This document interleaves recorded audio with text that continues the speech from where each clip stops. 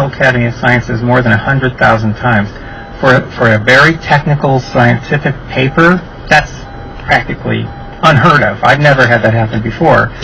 And the papers that are coming out, they're in top journals. We're submitting more to top journals. This is good science.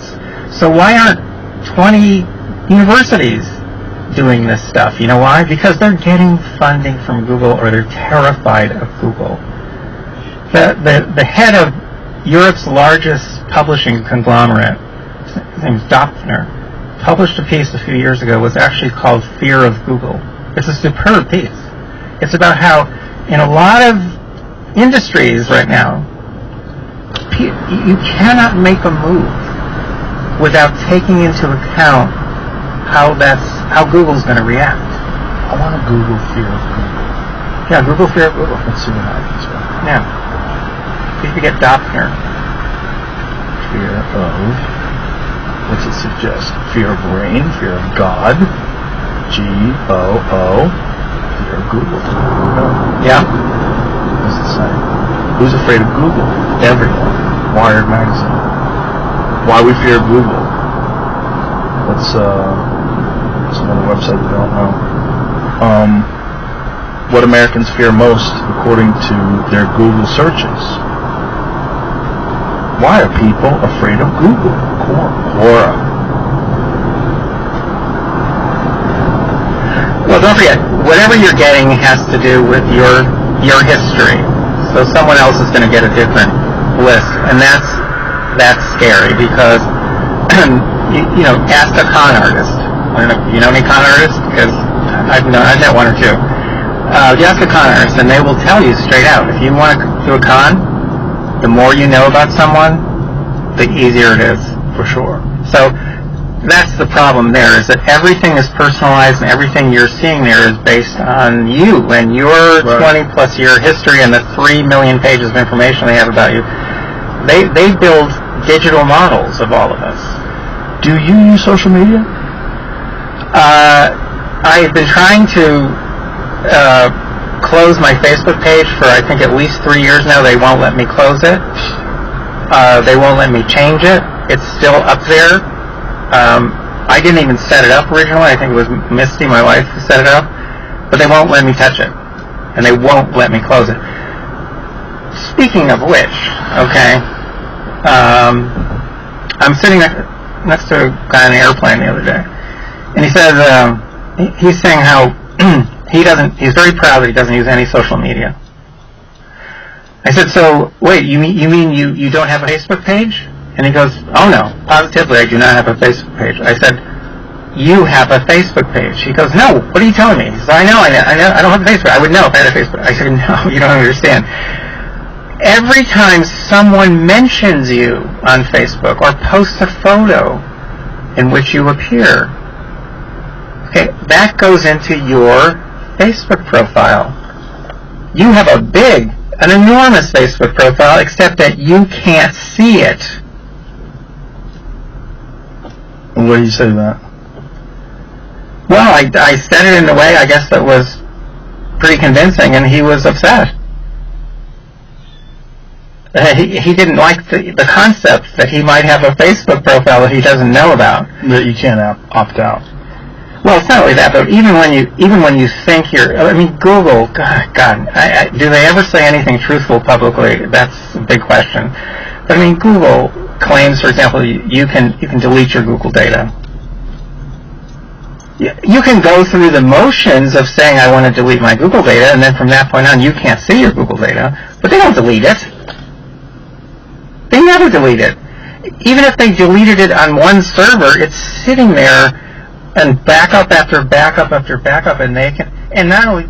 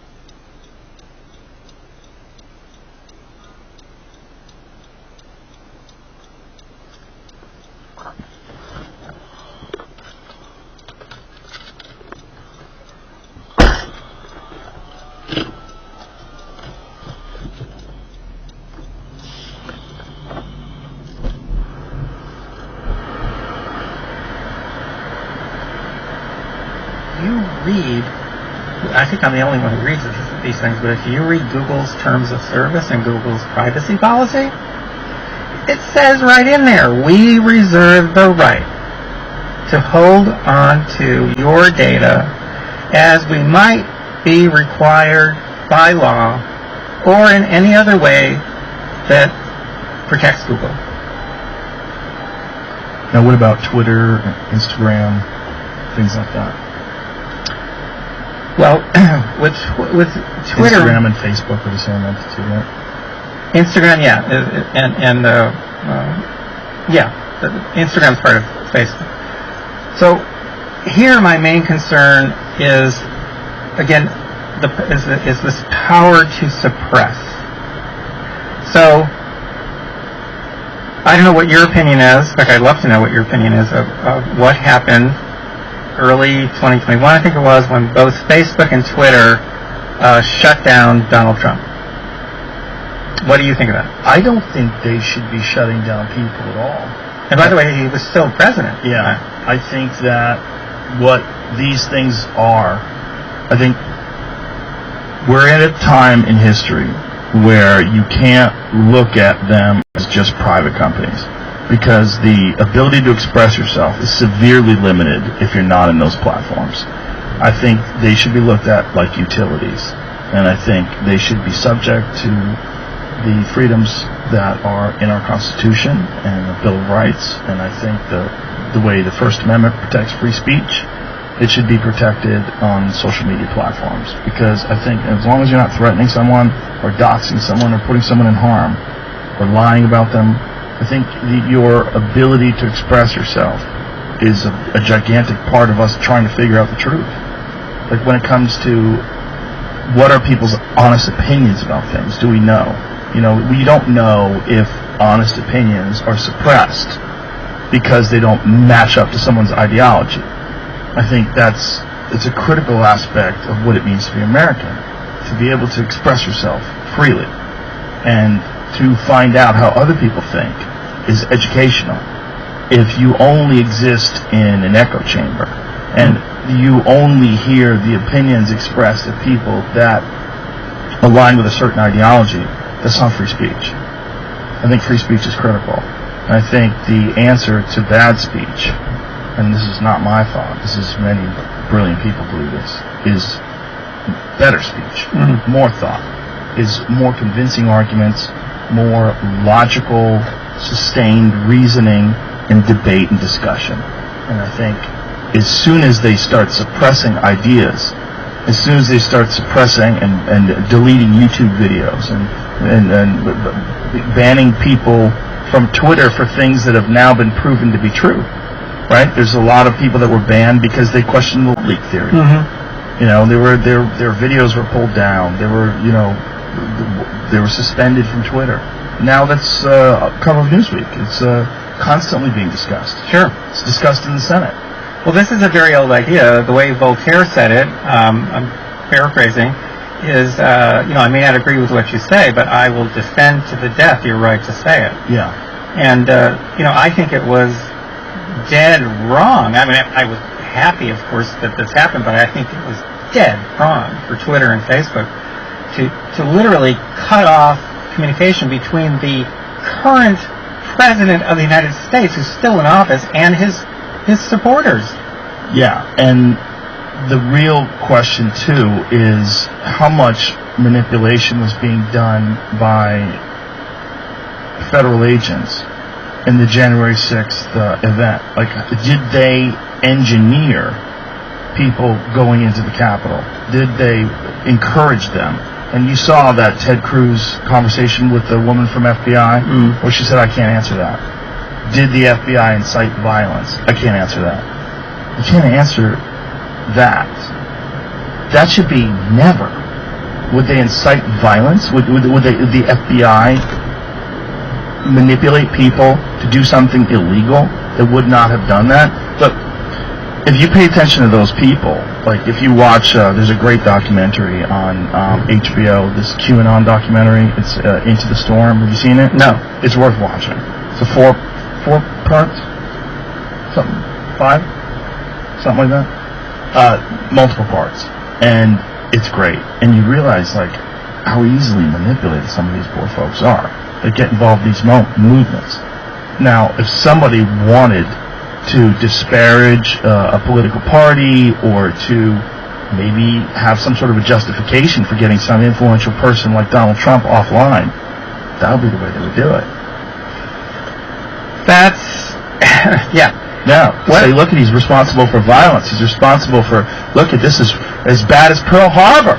This is as bad as D-Day. But the bottom line here really goes back to George Orwell, which is, if you control information, you control everything. Yes. And what we've done is we have lost control. Authorities, gatekeepers who are well-trained journalists, let's say, we've lost control over information, and information is now largely in the hands of algorithms which are controlled by executives who are not accountable to the American public. They're accountable just to their shareholders. So, I just think we're in a terrible position. I'm going to, you asked me this before, but I'm going to continue. I'm going to do my research. I'm going to keep digging. I'm going to do my monitoring. I'm going to try to set up, I hope this year, this nationwide system. And so I'm going to point to my hat. So it says tamebigtech.com. Okay, that's your website. Could you say it again? tamebigtech.com. Well done, thank you. Yes, because I need help from people.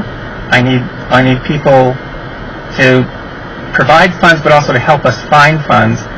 This is the year where I think we should set up this first large-scale nationwide monitoring system, which could be used not only to keep an eye on these midterm elections, but we could finally start to look at our kids. That's become my main concern now, is our kids. Because we don't understand what the hell they're doing. We don't know what they're looking at, what they're listening to. But I can tell you for sure that a lot of what's happening is really being done very deliberately and strategically by the big tech companies. Because they have control over the information that everyone has access to, and they're going to do what's best for them, what makes them the most money, what spreads their values, and of course, sometimes what's good for intelligence purposes. They're going to do those things. And we have no idea what they're doing unless we track them. So anyway, that's my fantasy. This is the year where we're going to get this thing, running in a way that it would be self-maintaining. So it would continue year after year after year.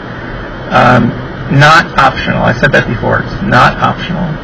So if people go to tamebigtech.com, they can get more information. I actually created a special booklet that we're going to give out for free. I had a copy to bring you, and I left it in my car. But we have this booklet. I took my congressional testimony, I updated it, I expanded it, and I turned it into an essay, which is called "Google's Triple Threat to Democracy, Our Children, and Our Minds." And so, it says right on it, prepared for, Joe Rogan's whatever. And I cannot, I am doing this with the help of all my wonderful teammates. I am so far still the only one, and that's disgusting. That's horrible. There's something